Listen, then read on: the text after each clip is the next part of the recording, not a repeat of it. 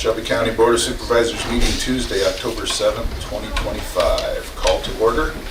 Any conflicts, gentlemen? None. No, sir. The agenda, Todd Valine will not be here, so we will X out number 8. With that change, do we have a motion to approve? So moved. Second. All in favor? Aye. Minutes from September 16th, any additions or changes? Motion approved. I'll second. All in favor? Aye. Aye. Claims. Guys had a chance to look at those. I did not see anything out of the ordinary. Finally, I'll make a motion to approve the claims as presented.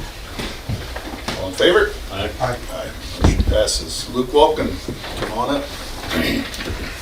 Part of it. It's here for a quick quarterly update this morning. Passport times, we're still looking at 4 to 6 weeks, and that's been since last October. So State Department has been doing pretty good on keeping up with that. Seems like I'm in Fairway twice a week and running into somebody every time, and it's, 3 to 4 weeks has been about the common. Everybody's been getting it back. So renewals can now be done online, and that is if they were issued for 10 years and they're expiring within a year. I haven't talked to anybody that's done them online yet. I did have a guy call last week. He submitted some stuff, didn't know if it was right, so I told him to get a hold of me when everything's all settled and just kind of see. But for the meantime, I've just been telling people to come in. We'll get everything processed for you, and then all you gotta do is drop it off at the post office. So Is that a service that could be affected by the shutdown eventually, or? I don't think so. The State Department's Necessary. still, yeah, the passport department's still running. Okay, So. good. They did update their forms. There was just a few things that changed on them. These had to be updated per some laws in Washington, and so what they did was they updated them online. So we haven't got printed forms out yet. So what we've been telling people is just go to travel.state.gov, and it's got a little PDF form filler on there. Fill that out and bring it into us. So. Expedited, we're still sitting at 2 to 3 weeks on those. Year to date, we've done 195 new passports and 168 renewals. A lot of them, we get people from Pot County, just being Avoca, Harrison County, Audubon, so it's not just Shelby County people coming in. So we stay pretty busy doing all that. Time of transfers this year have been pretty average as far as the last few years go. With the interest rates and stuff and the pricing of houses, it's kind of slowed things down a little bit. But perk tests though have been up in previous years. Some newer houses going in, people just update for sewer. So actually this fall we have been busy between 2 to 3 weeks. So, and that's quite a few for this time of year. And water samples, we have been doing a lot with the regional water thing going on. A lot of people want to get their wells back up and running. Just a shout out to everybody in Shelby County. There has been a lot of residents that have switched over back to their wells just to help out with that little crisis they had. So a lot of these wells are still coming back with bacteria and E. coli, and they're mainly the shallow wells that you see, like the 3-foot concrete casing coming up.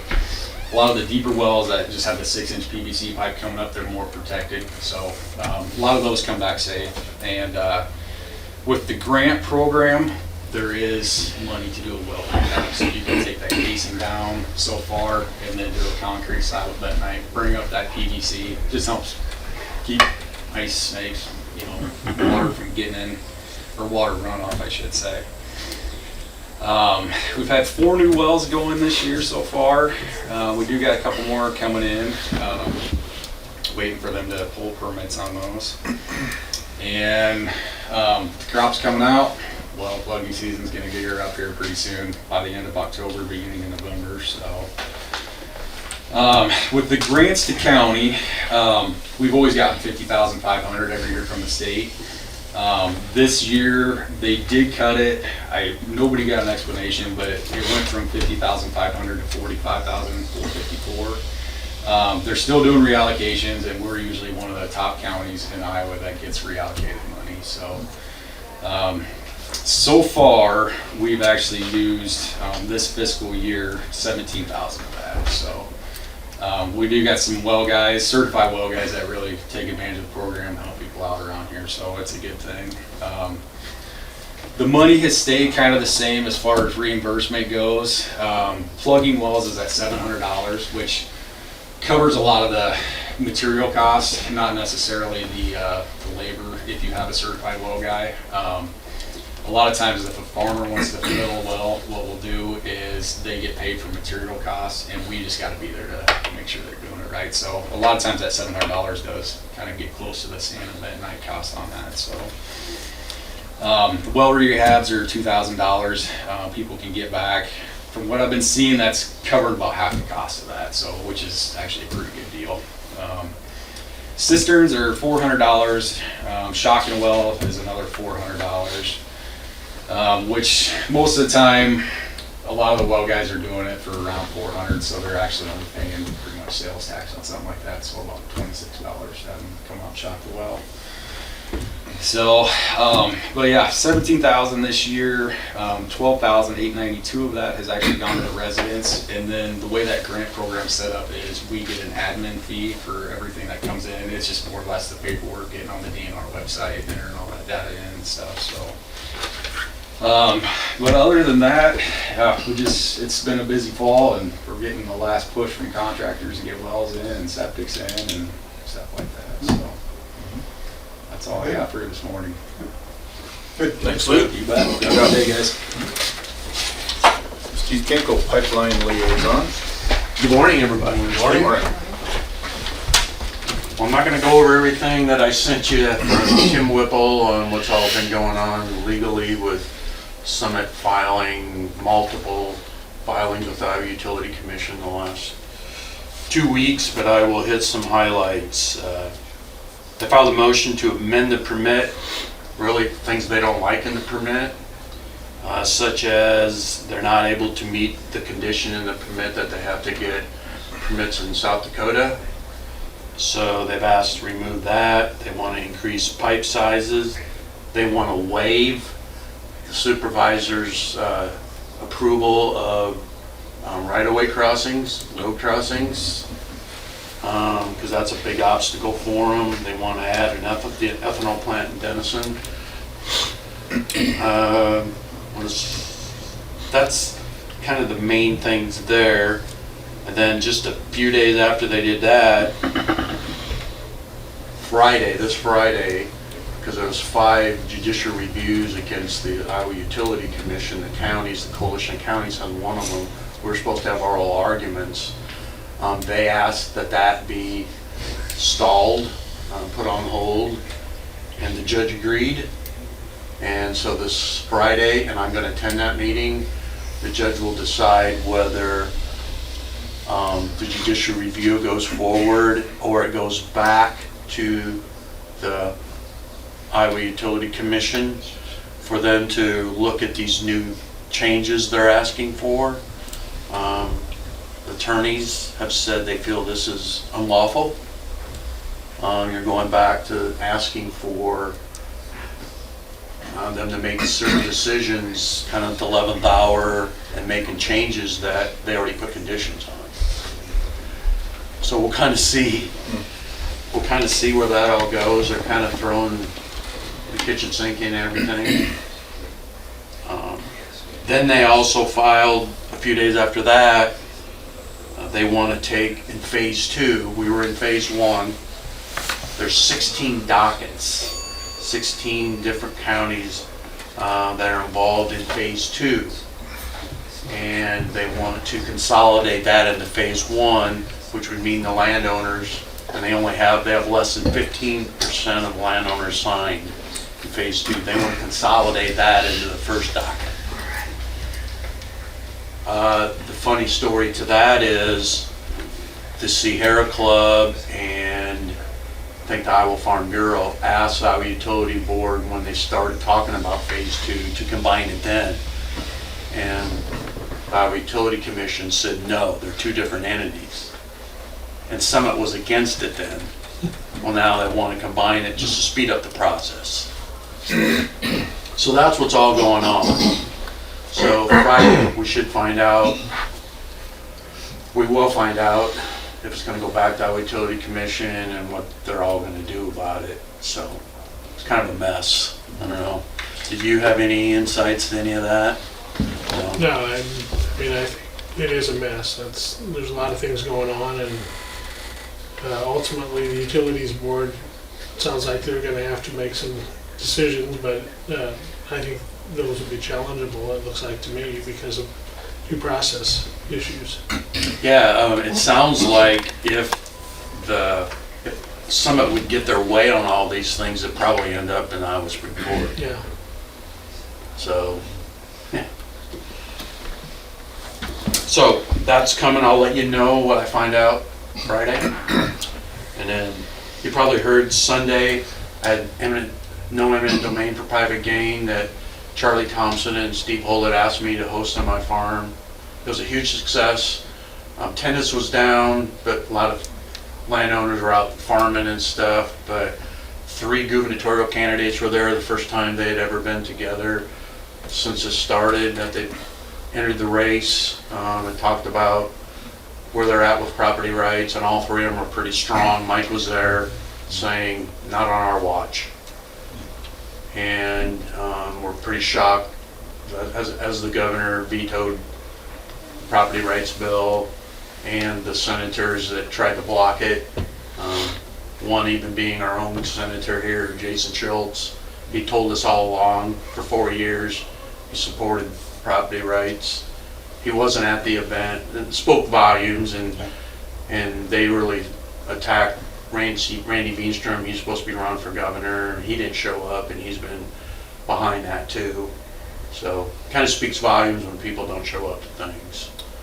So I also want to give a great shout out to the County Police Department, Neil Gross and his group. They did security up there, very professional, and thanks for their assistance. And Alex with EMA and helping with, it was windy and dry those day before and that day, and provided fire protection and if something would have happened. So appreciate all those guys are proactive.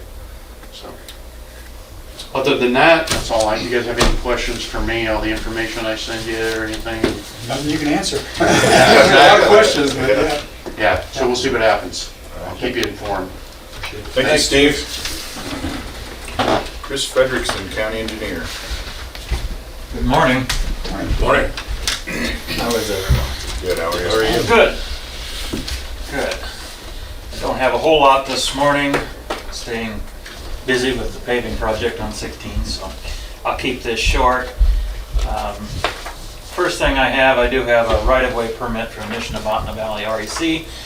There is another new house going in on 630th Street, so they would like to bury a new service to that residence. So don't see any issues with it.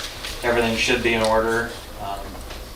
Kind of the same old again. So if you don't have any questions, I would seek approval for that. Motion approved. Second. All in favor? Aye. Aye.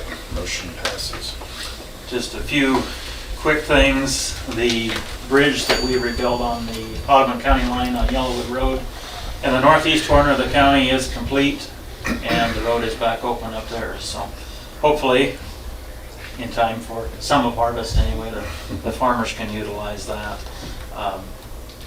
Another good one to have out of the way, and that is shared with Audubon County, so should help both counties.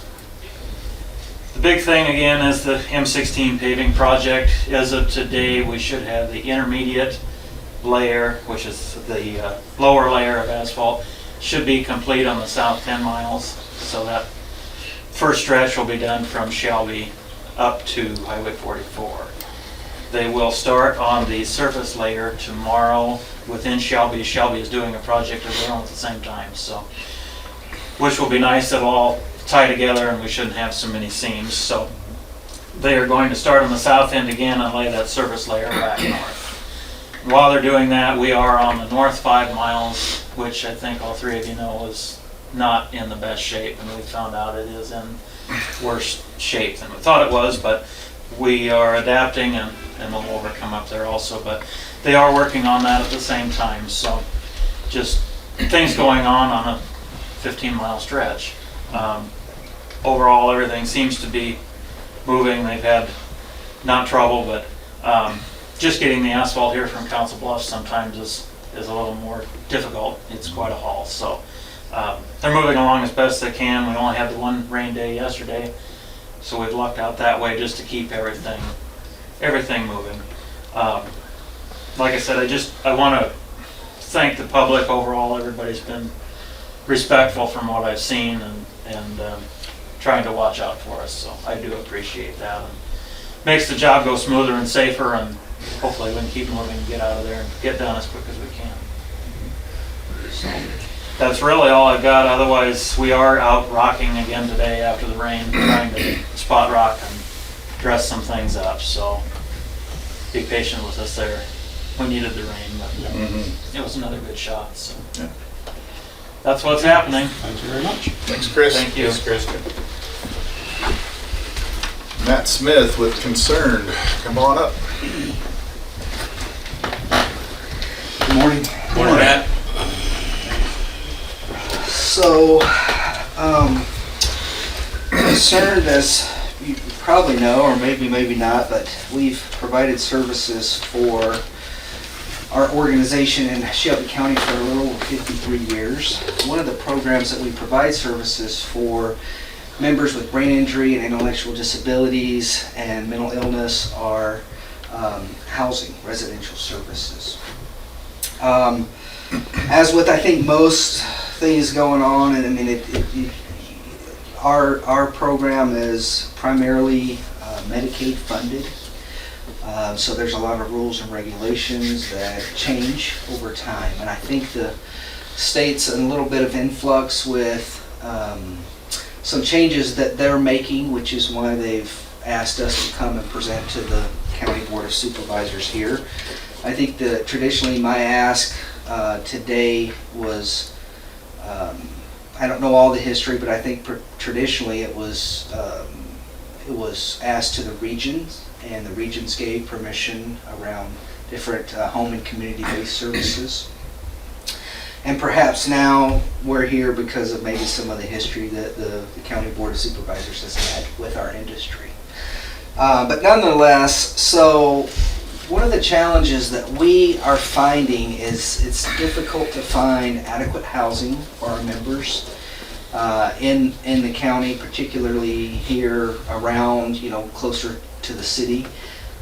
We recently had a few of our members that needed housing, and we went as far out to Mendon. And they quickly learned they weren't country guys. They wanted to be in the city. I don't even think they had a lot of farming and country work to do, but they missed being back around their amenities and their friends and their family here. So as a provider, we sought out to look for additional housing. Again, it's very challenging for us to find adequate housing that meets the needs of our members as far as zero entry or handicap accessible, or working within a price range that the members are able to afford from landlords. And so we recently purchased a house located at 2013 20th Street, and it's a 5-bedroom house. And we also have a house at 1109 Farnham Circle that we've had for a while. We don't own that house, but it's a 5-bedroom as well. Traditionally, our homes will serve anywhere from 3, 4, or 5 people. HCBS, our governing agency with the state, they want us to make sure that anything over 4, in this case 5 bedrooms for these 2 homes, the County Board of Supervisors is aware of that, they're supportive of that, and then there's not a particular over-concentration of people living in a certain location. And so I don't know all the whys, and this may be a strange ask from me to you guys. Again, I think they're in a lot of influx and kind of trying to figure out on their end, but they've advised us to come before you and to ask that, to make sure you're aware and see if you would support at those 2 addresses that we would have 5 individuals living at each of those locations. We have adequate staff. One of the things that we run into is if we have you know, a 4-bedroom home and we have 1 or 2 people that are from the area or want to move back to the area or have family in the area, just for whatever reasons things work out that they want to be here, they go on a waiting list. And us having 5 bedrooms allows us to utilize that current space. Also utilizing staff, which is very difficult to find and, you know, have adequate staff. We don't see any problem with 5 members in a certain residence, as long as we feel comfortable, which we would obviously make sure ahead of time before taking that on, that we could serve those members' needs. We've got the proper training, we've got the proper roommates. Sometimes 1 + 2 = 6, right? But making sure that all those personalities and needs are met there and our staff are well trained. So from our perspective, we feel very confident that we can serve and are doing our members a great service of supporting them where they want to be and where they want to live and who they want to kind of commune with in their community. Are there any questions maybe from me or anything I can help clarify? I just found it kind of strange that it wouldn't be a city administration decision instead of a county board decision, because you'll be in the city limits. I guess that's a question I asked Marcus. I don't It was, disagree. you know, but I wanted to get Jarvis's input on it. And hey, Jarvis, can you come up and give your input? Could you hear what I was sharing? Yes. I heard Okay. a little bit about that. Yeah. So, yeah, I was kind of surprised a little bit why they're going through the county if it's in the city limits. But it's something that I could bring to the council and just figure out exactly what we need to do on our side. I don't know if there was a tradition that I have to get commitment from you guys saying it's okay, and then we'll go to the city. So if you guys want to go through that process, it'd be great. And then we'll get to the city aspect of it and look into it. Yeah, adding a 5th fund into a place that already has 4 residents probably isn't any different code, because it'd be it'd already be under code with 4, I would think. The thing we're just looking into is the property taxes, because you guys don't pay property taxes, is that correct? If you take the ownership of the property. Correct. Yeah. So that's why I want to figure out what the stipulations will be, how many houses are we going to allow within the city limits and not having that property tax, because. And you mentioned the concentration, there's nothing else close by that would, make it too much concentration in one area. It doesn't sound like it. There's anything within several blocks anyway. Right, absolutely. So once it goes through you guys, then you can get to the city council and then we can discuss And that. ours is just for support of it. It's not really an ordinance or anything like that, so. Yeah. All right. Thanks, Jarvis. Thank you. So how would you like to move forward? Want to table it and wait until we get a decision from them, or do you want to go ahead and sign it today? Probably I need think our you support guys first. can support it and then it can go to the city. Okay. I'll make a motion to Okay. support the change that they're presented to us, just pending any city ordinances that need to be followed. So, Yeah. yeah. I'll second that. Second that. Any further discussion? All in favor? Aye. Aye. Thank you. Motion passes. Thanks for coming and explaining it to us. I'll get that signed for you. Thank you. Jenny Lefebvre.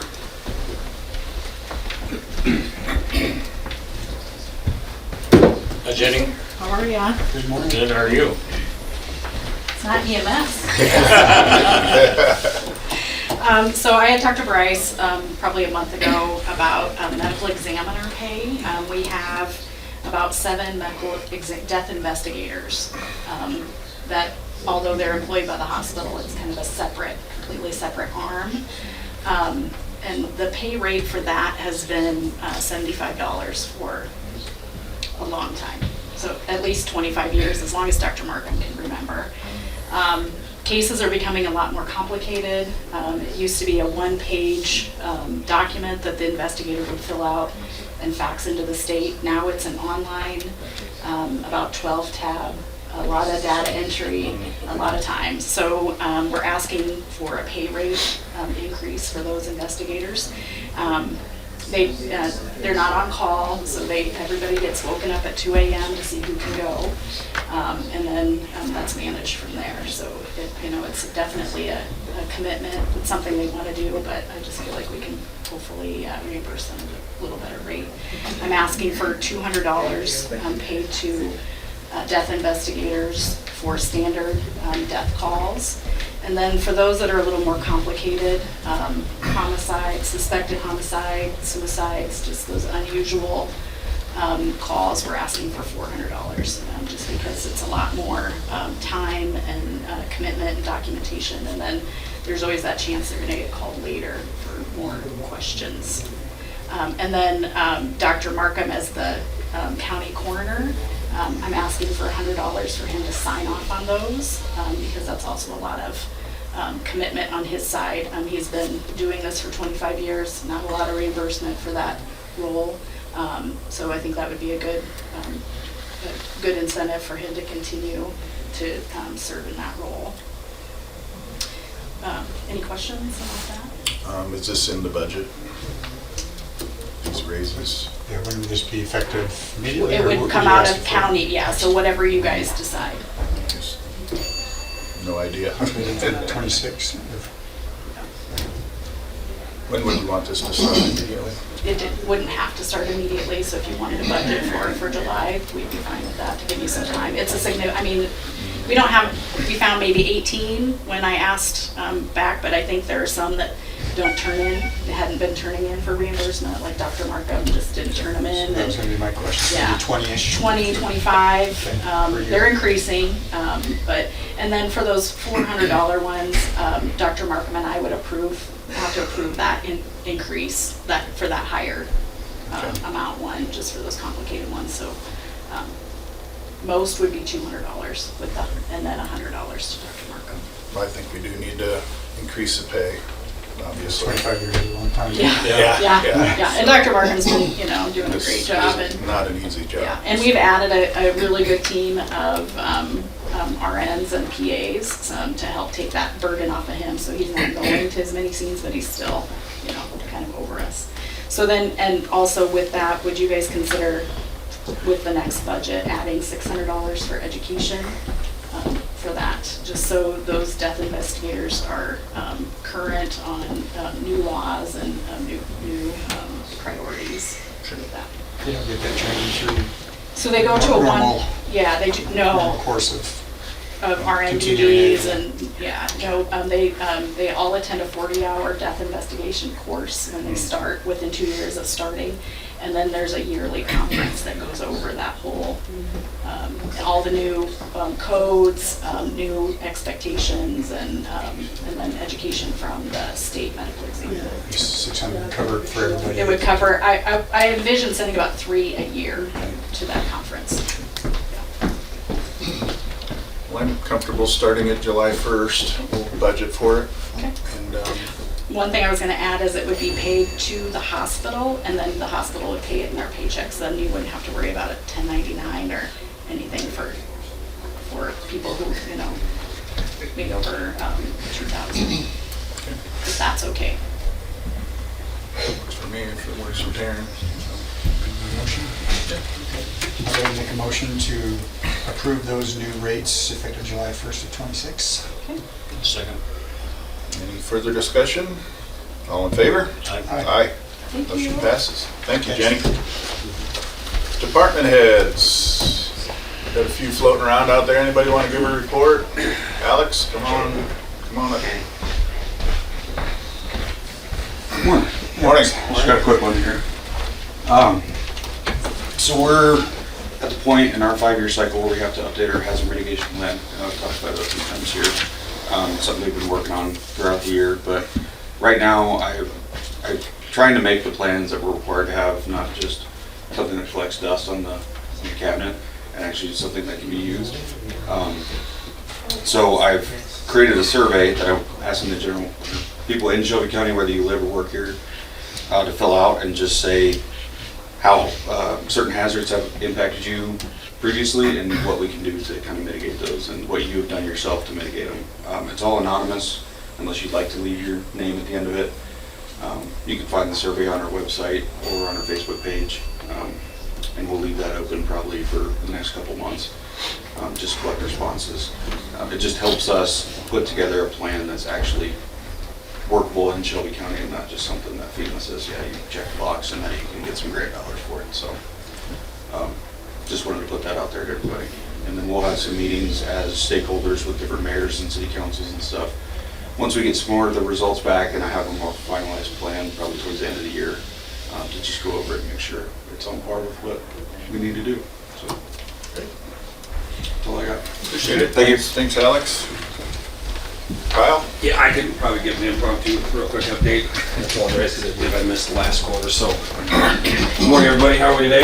Good morning. How are you? Good, good. Busy, as always. I'm excited because in less than 5 days, I'll be sailing in the Caribbean for 10 days. Oh, So I'm gonna get away for a little bit here, so not to rub that in or anything like that. Yeah. A little bit of update as far as within the Shelby County Jail. As always, I can always say the fact that, we remain busy, we stay busy. I'm fully staffed, which is a great thing. In our line of business, as Marcus can contest to, it's a very unpredictable. I can't say that we're gonna have a very busy weekend and not a very busy weekday, so we're averaging two arrests probably coming in to be booked in the Shelby County Jail. Our numbers are well over 400. We're probably on track to break another 550 record here this year. So, an update real quick in reference, I think it's been a few months you guys approved for our Sheriff app through OCB. We are very much in the final stages of production, hoping to be releasing that here in the last week of October, maybe first week of November. We've got a couple things we have to finalize. There were some issues with, as obviously with Apple getting the developmental portion of it. There's a lot of government sign-offs that Taryn and Austin had to do from an IT standpoint. We will start probably advertising that to the public, giving the stuff out here probably the last week of October. Looking, like I said, we're on slate for the first week of November to be released. That is going to be a great tool. There is a lot of information. My staff, one of my jail sergeants, Amanda, has spent probably 20 plus hours on building a resource map, which will list all the resources available to anybody in Shelby County, including all the subsidies, the communities, town hall, fire department, mental health services. Even we branched out to even at like Pot County neighboring agencies that would see the stuff that we necessarily don't have available here that is still available to Shelby County residents. It'll have live inmate information, arrest information. We'll be able to do mass notifications. So people who will be alerted for that can get notified from anything that the sheriff decides to put out, like if there's going to be a road closure or due to an accident or something like that, that we need to notify the public of immediately. That's going to be a great tool to have. So looking forward to launching that hopefully the first week of November. Second thing, it's been a little busy in jail. We are switching jail tracking software back in 2019. Well, actually back in 99, Sheriff Irby at that point in time would have went to Guard One for our inmate tracking services. We've had them for 20 plus years. It was time to take a little bit of a fresher approach to see, for being a smaller jail that's picking up in business, things that are a little more user friendly for us. So we are switching companies to Guardian RFID. We will be doing live. They are coming on site November 12th and 13th to do 2 days on-site training. Basically what this is the same thing we do for real-time inmate tracking. Before we went on live device, we were able to sum this up. It was through an Android device. We were able to do like inmate tracking, like suicide checks, special inmate watches, those type of things. But the support on that aspect side from Guard One Timekeeping Solutions has kind of put us to the back burner. We fell behind way on some updates. We were paying good money for software support services. They tried to upgrade us. It turned into a disaster. We lost data. Worked with the owner of the company. Long story short is that it felt like we got pushed to the back burner. And sometimes after 24 plus years of being somebody, we needed to take a fresh approach. So cost services actually is going to be saving to the county because it's actually going to be more services, all web-based, through a cellular device as well too. And it's going to be about $4,000 cheaper per year. So, and they're on top of things. I've met with the salespeople multiple times at schools, and really like their services and feel like they're geared more towards a smaller facility. So, last but not least, probably one of the more important updates, the Public Safety Committee. It's kind of been in a little bit of a stalemate at this point in time. I know Taryn and Mike, you guys had the chance to speak with Chase Keenan from Samuel's group, I think at the ISAC convention. We have linked up a couple different times. Kind of in discussions, I think it's going to come to the point where I think he's going to come and we're going to slate a time for him to sit down and address some of the things and ideas and options to the board. So we're going to probably have to put him on an agenda. I have reached out. Mike and I from Shy Battery have gone back and forth a couple different times. They want so many specs and things like that. They want to come out and do like initial tours of what we're looking at and stuff before they can even give us remote designs, which is taking some significant amount of time.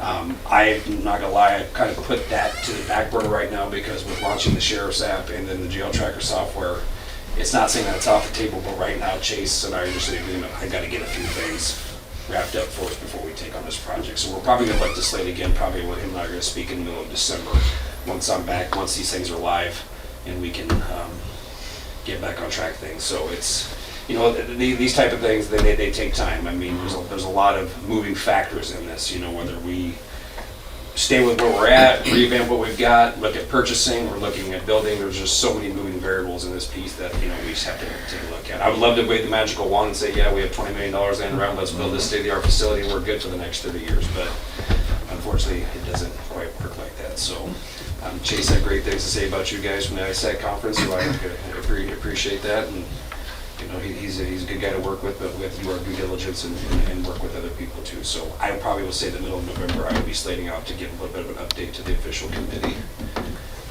More to come on that. So other than that, plugging away. I've had a few discussions with Taryn. I'm not going to go into any details in reference to that, but we have some certain significant medical expenses we'll be incurring in the upcoming months, which will definitely a lot outside my general line item of what I budget for inmate medical.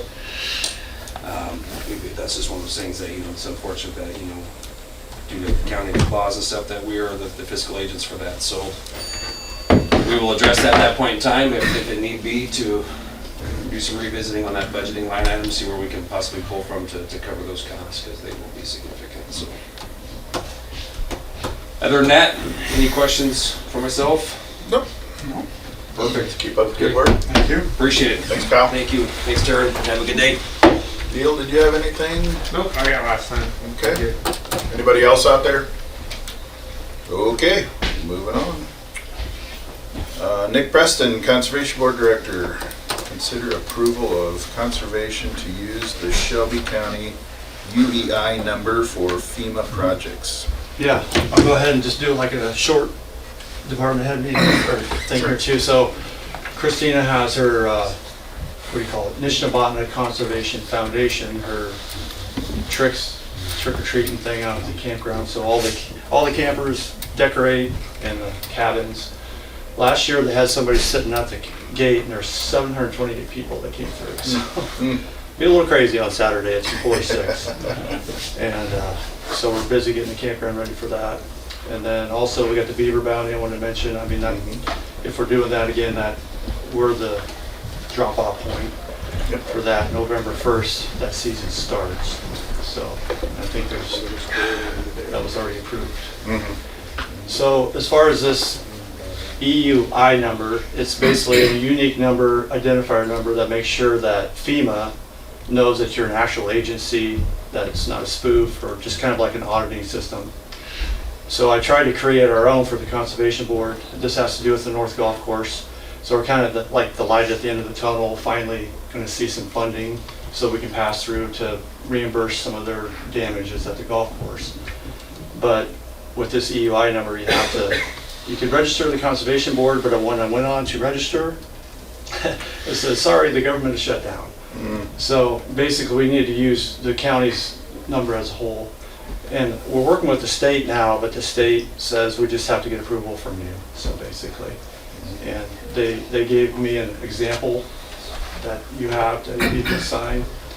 And so once I have that, I just need a copy of that. Hopefully today or tomorrow, whatever, I can get it to the state and we can keep things moving along, hopefully, because I'm, you know, they've been asking. And so we're ready to get through the rest of this process with this whole FEMA. So it's been over a year project, so trying to get all this buttoned up. So You see any issues with that, Marcus, at all? No. Okay. Taryn? And we've done this in the past for flooding. Okay. We just had to get an approval for it, so. Motion approved. I'll second. All in favor? Aye. Aye. Motion passes. Okay, thank you. Good luck with FEMA. All right. Yeah. Taryn, you have something for us? I have an abatement. Tony asked me to present for the Corley Club. And this was another one along the lines of it has an exemption on it, the value increased, but the exemption did not get increased. So they did get a tax bill. So this would be, for the full year, $320 for the Corley Club to abate that. Motion? Make motion to abate this. Second. All in favor? Aye. Aye. Motion passes. Supervisor committee reports, Mike? Nothing new really to report. I'm going to attend the Panama City Council meeting tonight and learn about their new housing project and just provide them an update on what's going on around the county. So look forward to that. It's quite a project they've got going. Yeah. A lot of dirt being moved. Charlie? I have nothing, I have a map of meeting tomorrow. Okay. I really don't have anything pertinent, so. Next on the agenda, consider approval of resolution 2025-24, designate voting representatives for the Iowa State Association of Counties. This was sent out to all counties for the voting representatives to be either be elected county officials or principal officers for each county department represented by an affiliated association of ISAC. So I just need board approval for all the departments and their department head or equal to be voting members. Pretty standard. We have a motion to approve that? Motion approved. Charlie? Second? Second for Mike. All in favor? Aye. Aye. Motion passes. You don't have to put specific names with that, right? Just. It is, do you want me They're to- listed. Well, it doesn't, we're gonna have to go through them. They're listed. Okay. Yeah, they're listed, it's all elected officials' names Okay. and then department. If it's not elected, it's department head. And then if those positions change, then you have to Then we submit. would, yeah, we would redo it. Thanks. Okay. We are adjourned. Thanks, everybody.